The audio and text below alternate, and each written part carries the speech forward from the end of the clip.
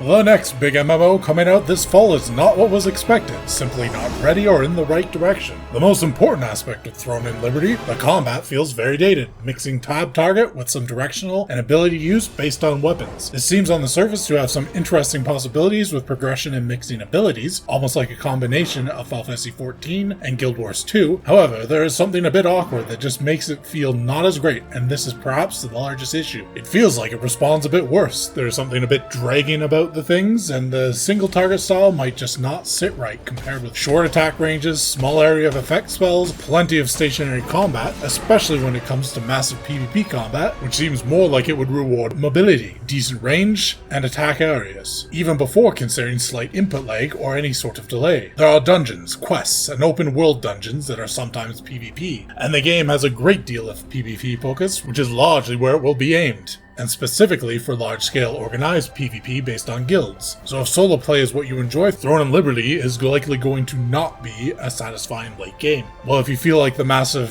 multiplayer part has been missing from the genre for years, this could be the jackpot. The game looks pretty good and has some decent character customization, nothing out of the ordinary, and it seems to meet expectations in most ways. There was little in ways of performance problems, with it taking a few hours before the game first crashed. Perhaps a bit better than usual for pre-launch games. They give you a fairy companion under the assumption most players want a very annoying sidekick to constantly bother you. Exploration is enhanced with a mount system that can turn you into a bird or a cat, letting you travel first or glide around.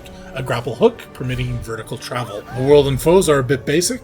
It absolutely feels for PvE content that this is a game specifically made for PvP, almost to the point where one thinks, why even bother? From previous experience with such games, sadly this seems to focus on massive group PvP without interest in making the game good for anything else. While this may seem like a huge boon to those into that sort of game, it also means there's likely going to be nothing replenishing the game. It will become a huge guilds fighting huge guilds, while the casual player base dwindles to nothing, and then whenever one of those large groups goes through another game or loses interest, it will crush balance and make it so that those remained have fewer opponents, which in turn makes it stale, which snowballs into entropic destruction. And that is all before considering the pay-to-win possibilities, which is barely worth considering how light or heavy it is at this point. Just assume it will be there, and if you swipe, you are a better human being than the filthy poors. As a general feel, forcing PvP-focused players into grindy, lengthy gear grinds already has some problems, since it means the average player will always be at a disadvantage,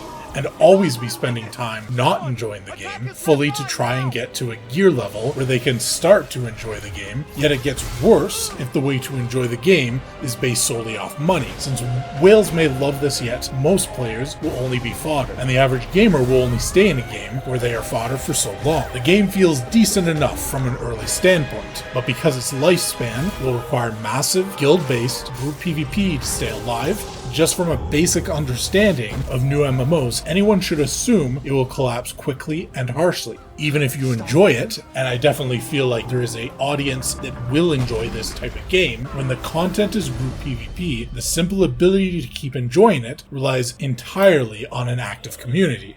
And while it would be great to be proven wrong, this does not feel like a game that is going to retain a large enough player base outside of its PvP player base to survive even a year. It is important to note this is pre-launched based on early gameplay. There is plenty of room for game updates to improve Throne and Liberty, as well as for endgame to be a smash hit that we can't tell this early on. And with so few MMORPGs offering this specific type of gameplay, this may be able to capture a large enough audience just with that. If this is what you want, there's no reason not to give it a try. But if you are not into the large guild-based PvP, this will very likely not be a game meant for you.